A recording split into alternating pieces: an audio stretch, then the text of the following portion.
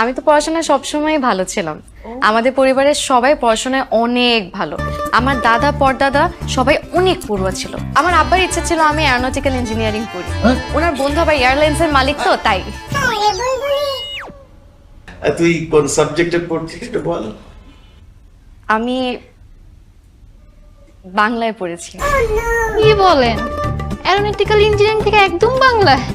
এত প্লেন গোত্তাকে একদম ধান খেতে পড়ে গেছে। সমস্যা নাই বাংলা ভালো। চুপ কর, কথা কও। মা, তুমি কোন ইউনিভার্সিটিতে পড়েছো? আমার মার ইচ্ছা ছিল আমি নর্থ সাউথ ইউনিভার্সিটিতে পড়ি। আমার বড় মামা আবার নর্থ সাউথের মালিক তো তাই। করিমুল্লাহ বাহার ডিগ্রি কলেজ থেকে পড়েছে। Karimullah degree college? আপনারা একটু নিন না, বুলবুলি মা সবাইকে একটু আপ্যায়ন করুন। হ্যাঁ প্লিজ নিন না নিন না। আপনারা আসবেন শুনে 20 কেজি মিষ্টি প্রিমিয়াম সুইটস থেকে নিয়ে আসছে।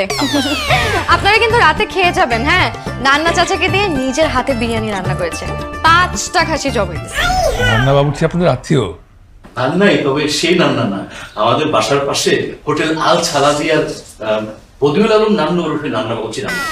ও, আমি তো ভাবছি সত্যি সত্যি নান্না বাবুর্চি রেঁধে গেছে। ওই নান্ন বাবুর্চির খেয়ে যাবো আমরা। কথা বলিস কেন?